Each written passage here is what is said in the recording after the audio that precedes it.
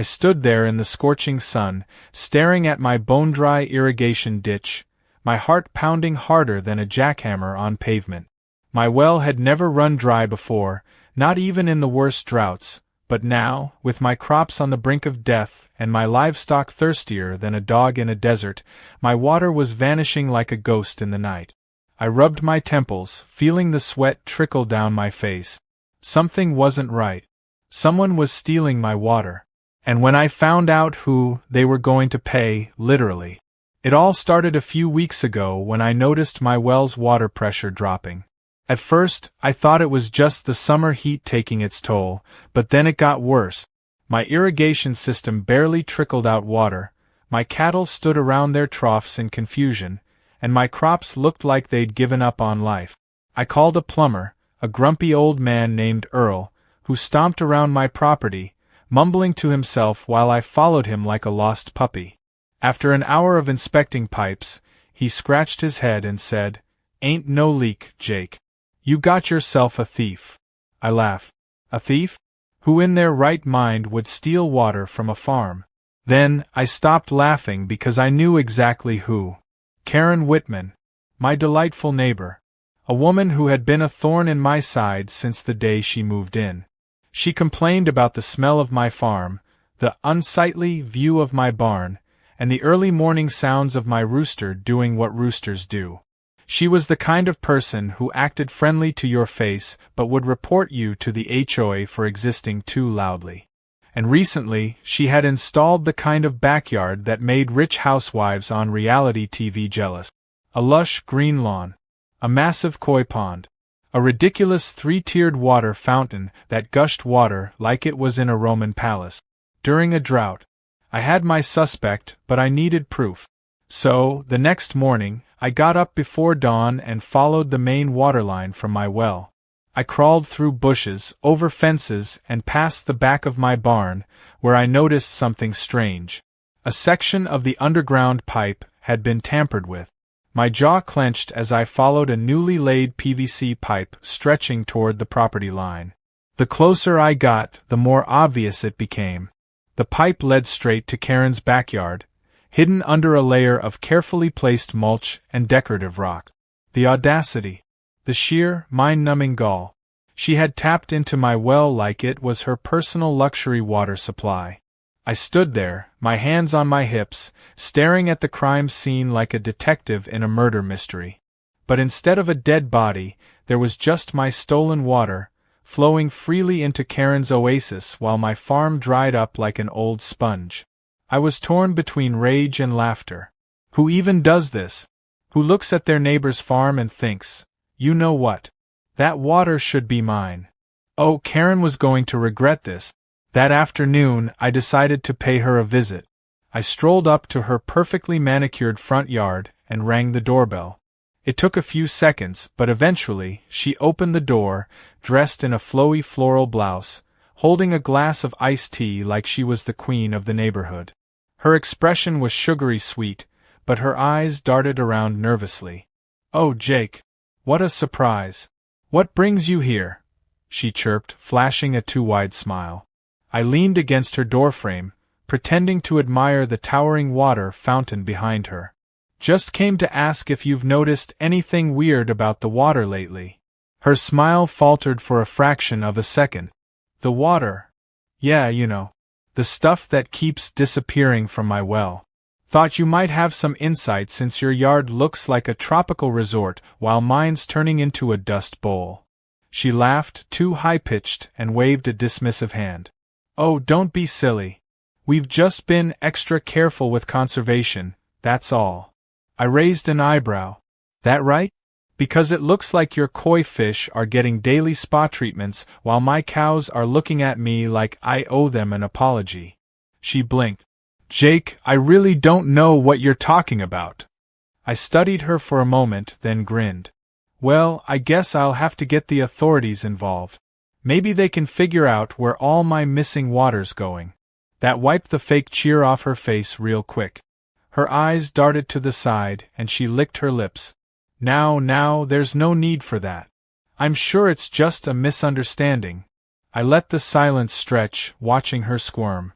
I wasn't about to let her off the hook. But I wasn't going to confront her directly yet either. No, that would be too easy. Karen needed to learn a lesson she'd never forget. That night, under the cover of darkness, I shut off her little illegal pipeline. With a few twists and turns of the wrench, I sealed her stolen water supply tight. No more fountains. No more koi pond paradise. No more lush green lawn. I even took a step further, installing a small security camera aimed right at the buried connection spot. If she tried to mess with it again, I'd have hard evidence.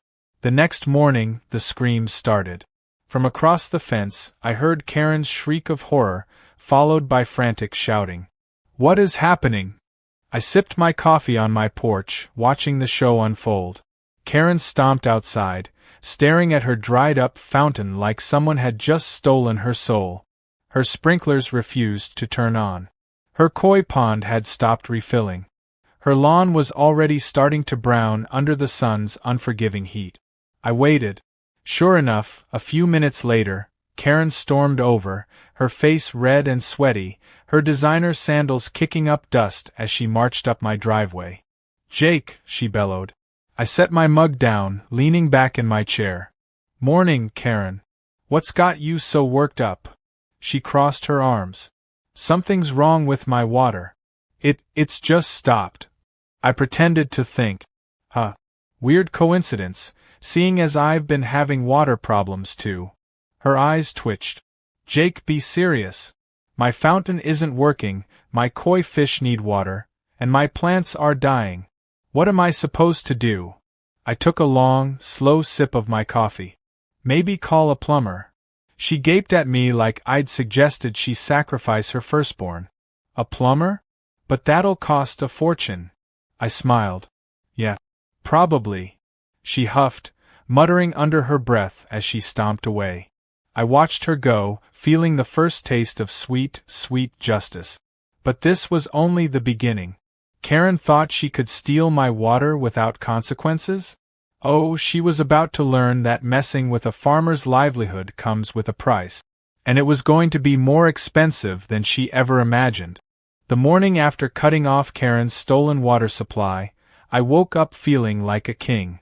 There was something deeply satisfying about knowing justice had started working its way through the system, even if Karen didn't realize it yet.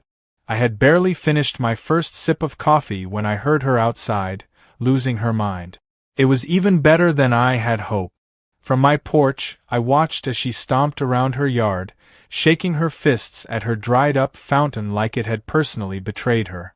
Her once pristine koi pond was now a sad puddle, the expensive fish flopping around as she scrambled to fill it with a garden hose that wasn't working. She fiddled with the knobs, tapping the spout like maybe, just maybe, it would magically start flowing again. But it didn't. Because I had made sure of that. She paced back and forth, clutching her phone, probably calling every plumber in town. It wasn't long before a white van pulled up, and a man in overalls stepped out, looking half asleep. Karen practically dragged him to her backyard, waving her arms wildly as she explained the disaster she was facing. I sat back, enjoying the show. It didn't take long before the plumber started shaking his head, pointing at the ground, and telling her something she definitely didn't want to hear. Her shriek carried across the yard. "What do you mean there's no connection to the city water line? That's impossible." I could see the plumber scratching his head, trying to figure out why this lady was acting like she had lost her life savings instead of just some stolen water. He said something else, and Karen's expression shifted from rage to something that almost looked like panic. She started pointing toward my property, her voice rising in pitch. There it was, the moment she tried to shift the blame. I took another sip of coffee. This was going to be good. A few minutes later, Karen stormed across the yard and right up to my porch. Her face was red, whether from anger or the heat, I wasn't sure. But judging by the way she was gripping her phone like she was about to throw it, I was guessing anger was winning. "Jake, I need to talk to you," she snapped, crossing her arms. "Right now." I leaned back in my chair, setting my coffee down slowly. "Morning, Karen. You look stressed." She took a deep breath like she was trying to keep herself from exploding. Something is wrong with my water. My plumber says I don't have a connection to the main line, which is ridiculous. I need you to tell me if you did something. I blinked. Me? Why would I do something? She let out a laugh, but there was no humor in it. Oh, come on, Jake. We both know my water was working just fine yesterday. Now, all of a sudden, nothing? What are the chances? I shrugged. Well, considering how much water you were using, maybe you just ran out. Her mouth opened and closed, her brain clearly short-circuiting at the idea. This isn't funny. My plants are dying, my fish are suffocating, and do you have any idea how much my property value will drop if my lawn turns brown? I scratched my chin, pretending to think. Sounds rough. She glared at me. Fix it. I let out a long sigh. Karen, I hate to break it to you, but you don't have a legal water connection because you were stealing mine. Her eyes widened, but before she could deny it, I raised a hand. I followed my pipes. You had an illegal tap running straight from my well into your property. That's why your koi fish were practically living better than me while my farm was drying up. Her jaw tightened. That is a ridiculous accusation. I pulled out my phone and tapped the screen a few times before holding it up. There, clear as day, was the video footage from my security camera, showing the pipe running from my well straight into her yard. Karen's face drained of color. You can't prove I did that, she stammered. I raised an eyebrow. Doesn't matter who did it. Your property, your responsibility. And since you were the only one benefiting from it, I'd say that makes you guilty. She gritted her teeth, looking like she wanted to scream. Instead, she straightened her shoulders and let out a forced chuckle. Okay. Look, let's not get dramatic. Maybe this was all just a misunderstanding. I'm sure we can work something out. I smirked. Oh, we're definitely working something out. See, I could report this. Illegal water theft? Pretty serious stuff. The fines alone would be in the thousands.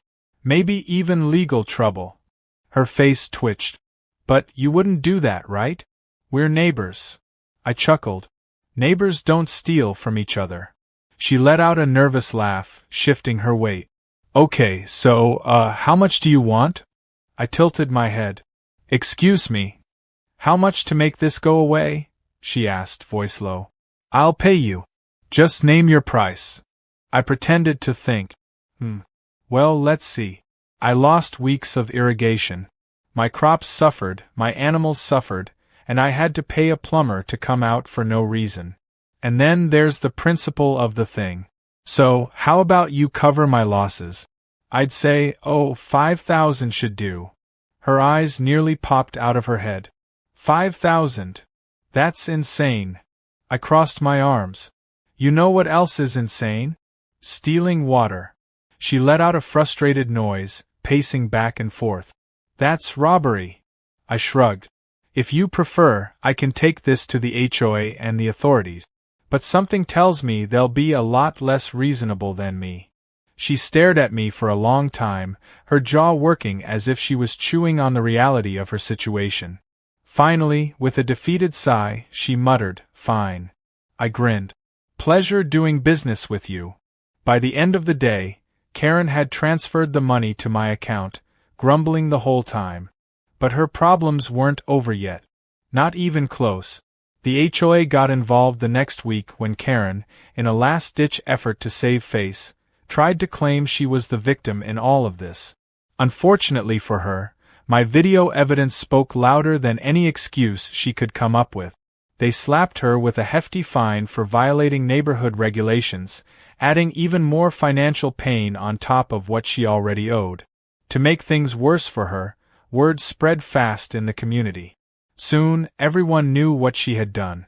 The woman who had spent so much time trying to portray herself as the queen of the neighborhood was now the town joke. People whispered when she passed, some even laughing outright when they saw her struggling to keep her once lush yard alive with the few legal watering hours allowed. Karen had wanted to steal my water without consequence. Instead, she had drained her own wallet, ruined her reputation, and turned herself into the laughingstock of the HOA. And the best part? I was just getting started. Karen thought her suffering was over after paying me off and dealing with the HOA fine, but she had no idea that karma was just getting started. Cutting off her water supply was just the beginning. Now she had to live with the consequences of her actions, and I had a front-row seat to her downfall. The first sign of her empire crumbling was the state of her yard. Without my stolen water feeding her ridiculous fountains and oversized lawn, her once pristine property was starting to show the truth. The grass, which had been unnaturally green for months, turned brown in patches, then yellow, then completely dead. Her koi pond, which had been the pride of her backyard, became a glorified mud hole. The expensive fish she had paraded around as a status symbol had to be rehomed, and I heard from a neighbor that she had to pay someone to haul them away. That alone must have been humiliating for her. The fountain was the next to go. I remember stepping out onto my porch one morning, coffee in hand, as Karen and some poor landscaper stood staring at the dry, useless structure. The man kept shaking his head while Karen flailed her arms, clearly arguing that there must be a way to bring it back to life. But without a free, endless water supply to steal from, there wasn't much hope. By the end of the week, the fountain was gone, leaving behind an ugly, empty space in her backyard. Her paradise was falling apart piece by piece. She tried everything to keep up appearances. First, she started hauling in jugs of water from the grocery store, hoping to save what was left of her dying plant. That worked for about a week until she realized just how expensive and exhausting it was. I spotted her one evening, dragging gallon after gallon of water from her car, her face red with frustration as she tried to keep her lawn from turning into a desert. It didn't work. The summer heat was relentless, and without a constant water source, her lush landscaping dried up faster than she could save it. Then came the HOA's final blow. While Karen had managed to worm her way out of legal trouble, the HOA wasn't about to let her off so easily. Since she had been caught illegally tapping into my well, they passed a new regulation preventing any homeowner from installing any kind of underground piping without official approval. That meant if Karen ever tried to get water from anywhere other than the city's limited supply, she would need permits, inspections, and a hefty fee to even attempt it. She had officially been cut off for good. She tried to fight back, of course. Karen wasn't the type to accept defeat gracefully. She called an emergency HOA meeting, trying to rally support from other homeowners, but no one was on her side. Word had spread fast about what she had done, and most of the neighborhood was still laughing about it. Some people even made jokes about setting up a Karen tax for anyone caught breaking water regulations. The meeting ended with her storming out in frustration, realizing she had lost whatever influence she once had. With no other options, she started looking for a way out. The "for sale" sign went up in her yard not long after, but the market wasn't exactly in her favor. Nobody wanted to pay top dollar for a house with a dead lawn, no backyard appeal, and an HOA history filled with violations. The best part? The only people interested in buying were fellow farmers like me. And Karen absolutely despised the idea of her house being owned by someone she considered beneath her. She tried to hold out, refusing low offers and insisting she would wait for the right buyer, but the longer she waited, the worse things got. Her reputation was already trashed, and with each passing week, her house looked worse. The heat had taken its toll, leaving her yard looking more like a dust field than a garden. Even the front of her house was starting to show signs of neglect. Without her endless stolen water supply, everything about her once perfect home fell apart. Then came the final humiliation. One morning, I noticed a moving truck pulling into her driveway. At first, I thought maybe she had finally found a buyer, but as I watched, I realized she wasn't selling. She was leaving. Karen, the woman who had spent months pretending to be the queen of the neighborhood, was packing up and running away. I watched as she and a few movers struggled to load up her overpriced furniture, her designer patio sets, and whatever dignity she had left. She didn't say goodbye to anyone. She didn't knock on doors or try to play the victim one last time. She just disappeared, like a bad memory fading away. And when the moving truck finally pulled out of the driveway, leaving behind an empty, lifeless house, I let out a long, satisfied breath. The war was over.